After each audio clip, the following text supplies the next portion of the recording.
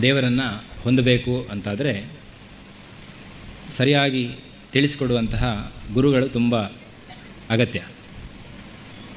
ಹಾಗಾಗಿ ವಾದಿರಾಜರ ನಂತರದಲ್ಲಿ ವೇದವೇದ್ಯ ತೀರ್ಥರು, ಅವರ ನಂತರದಲ್ಲಿ ವೇದನಿಧಿ ತೀರ್ಥರು ವಾದಿರಾಜರನ್ನು ಚೆನ್ನಾಗಿ ಸ್ತೋತ್ರ ಮಾಡ್ತಾರೆ.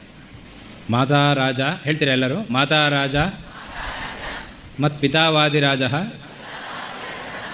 ಭ್ರಾತಾ ರಾಜ ಮತ್ ಸಖಾ ವಾದಿರಾಜ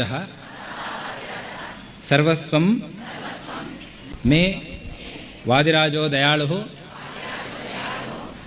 ನಾಣ್ಯದೈವಂ ನೈವ ಜಾನೆ ನ ಜಾನೆ. ಇದು ಒಂದು ಗುರುವಿನಲ್ಲಿ ಯಾವ ರೀತಿ ನಡಿಬೇಕು ಅಥವಾ ನಂಬಿ ಅವರ ಒಂದು ಆಜ್ಞೆಯನ್ನು ಪಾಲಿಸಬೇಕು ಅಂತ ತೋರಿಸಿಕೊಟ್ಟಿದ್ದಾರೆ. ಇದು ಒಂದು ಗುರುವಿನಲ್ಲಿ ಯಾವ ರೀತಿ ನಡಿಬೇಕು ಅಥವಾ ನಂಬಿ ಅವರ ಒಂದು ಆಜ್ಞೆಯನ್ನು ಪಾಲಿಸಬೇಕು ಅಂತ ತೋರಿಸಿಕೊಟ್ಟಿದ್ದಾರೆ. ಇದರ ಮೂಲ ನಾವು ನೋಡಲಿಕ್ಕೆ ಹೋದರೆ ಉಪನಿಷತ್ತುಗಳಲ್ಲಿದೆ. ಪ್ರಾಣನನ್ನು ಹೀಗೆ ಸ್ತೋತ್ರ ಮಾಡೋದು ನಮಗೆ ಕಾಣಿಸ್ತದೆ. ಮಾತಾ ಪ್ರಾಣ, ಪಿತಾ ಪ್ರಾಣ, ಆ ರೀತಿ ಹೇಳ್ತಾ ಹೋಗ್ತಾರೆ ಉಪನಿಷತ್ತಿನಲ್ಲಿ. ಆನಂತರ ಪ್ರಾಣ ಮೂಲ ಎಲ್ಲದಕ್ಕೂ ಕೂಡ ನಾವಿಷ್ಟು ಜನ ಇಲ್ಲಿ ಸೇರಿದ್ದೇವೆ. ಯಾರು ಮೂಲ ಕೇಳಿದರೆ ವಾದಿರಾಜರ ವೈಭವೋತ್ಸವ ಇಲ್ಲಿ ನಡೀತಾ ಇದೆ. ಅದನ್ನು ವಿಶ್ವವಲ್ಲಭ ತೀರ್ಥರು ನಡೆಸ್ತಾ ಇದ್ದಾರೆ. ಅಥವಾ ಭಕ್ತರೆಲ್ಲ ಅದನ್ನು ಕೇಳಿದಾಗ ಅದಕ್ಕೆ ಅನುಮತಿ ಕೊಟ್ಟು ಅವರಿಗೆ ಬೇಕಾದ ಮಾರ್ಗದರ್ಶನ ಕೊಡ್ತಿದ್ದಾರೆ. ಏನಾಗ್ತದೆ ಇದರಿಂದ ಅಂದರೆ ವೈಭವ ವಾದಿರಾಜರ ಹೆಸರಿನಲ್ಲಿ ನಾವು ಎಲ್ಲ ವೈಭವಗಳನ್ನು ಪಡೀಲಿಕ್ಕೆ ಸಾಧ್ಯ ಆಗ್ತದೆ. ಹಾಗಾಗಿ ಇವತ್ತು ಇಲ್ಲಿ ಬರಲಿಕ್ಕಾಯಿತು, ವಾದಿರಾಜರ ಅನುಗ್ರಹ ಆಯಿತು. ಆನಂತರ ಸಮಯಕ್ಕೆ ಅವಾಗೊಬ್ಬರು ಆಚಾರ್ಯರು ಹೇಳಿದರು, ನಾನು 1 ದಿವಸಕ್ಕೆ ಬರಬೇಕಂತಿದ್ದೆ, 3 ದಿವಸ ಇಲ್ಲೇ ಇರ್ತೇನೆ ಅಥವಾ 5 ದಿವಸ ಇಲ್ಲೇ ಇರ್ತೇನೆ ಅಂತ ಯಾರೋ ಹೇಳಿದರು ಅಂತ. ಅಂದರೆ ಅಷ್ಟು ಆನಂದ ಪಡಲಿಕ್ಕೆ ಬೇಕಾದ ಅವಕಾಶ ಇದೆ.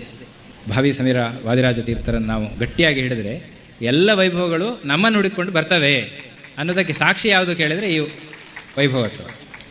ಅಂತಹ ಕಾರ್ಯಕ್ರಮಗಳನ್ನು ಆವಾಗ ಶ್ರೀಪಾದರು ಏರ್ಪಾಡು ಮಾಡುವುದು ಅಷ್ಟೇ ಅಲ್ಲದೆ, ಇವತ್ತು ನೀವು ಹಿಂದೆ ಇಲ್ಲಿ ಬಂದಿದ್ದರೆ ಗೊತ್ತಿರ್ತದೆ, ಇಲ್ಲಿ ಸ್ವಲ್ಪ ಜಾಗಗಳು ಮಠಕ್ಕಿತ್ತು, ಮತ್ತು ಉಳಿದದೆಲ್ಲ ಈ ಕಾನೂನಿನ ಪ್ರಕಾರ ಬೇರೆ ಬೇರೆಯವರಿಗೆ ಹೋಗಿತ್ತು. ಶ್ರೀಪಾದರು ಭಕ್ತರ ಅನುಕೂಲಕ್ಕೆ ಸರಿಯಾಗಿ ಇದನ್ನು ಇನ್ನೂ ಚೆಂದ ಮಾಡಬೇಕು ಮತ್ತು ಅವರಿಗೆ ಯಾವುದು ತೊಂದರೆ ಆಗಬಾರ್ದು ಅಂತ ಬೇರೆ ಬೇರೆ ಪಕ್ಕದಲ್ಲಿದ್ದ ಎಲ್ಲ ಭೂಭಾಗಗಳನ್ನೆಲ್ಲ ಅದನ್ನು ತಾವು ತೆಗೆದುಕೊಂಡು ಆ ನಂತರ ವಾದಿರಾಜರ ಚೆನ್ನಾಗಿ ಉಪಾಸನೆಗಾಗಿ ಒಳ್ಳೆಯ ಗುಡಿಯನ್ನು ಕೂಡ ನಿರ್ಮಾಣ ಮಾಡಿದ್ದಾರೆ, ಪ್ರತಿಷ್ಠೆ ಮಾಡಿದ್ದಾರೆ. ವಾದಿರಾಜರನ್ನು ಕೇವಲ ಇಲ್ಲಿ ಪ್ರತಿಷ್ಠೆ, ಹೂವಿನ ಕೆರೆಯಲ್ಲಿ ವಿಶೇಷವಾಗಿ ಪ್ರತಿಷ್ಠೆ ಮಾಡಿದ್ದಲ್ಲ ಶ್ರೀಪಾದರು, ಎಲ್ಲರ ಹೃದಯಗಳಲ್ಲಿ ವಾದಿರಾಜರನ್ನು ಪ್ರತಿಷ್ಠೆ ಮಾಡಿದ್ದಾರೆ.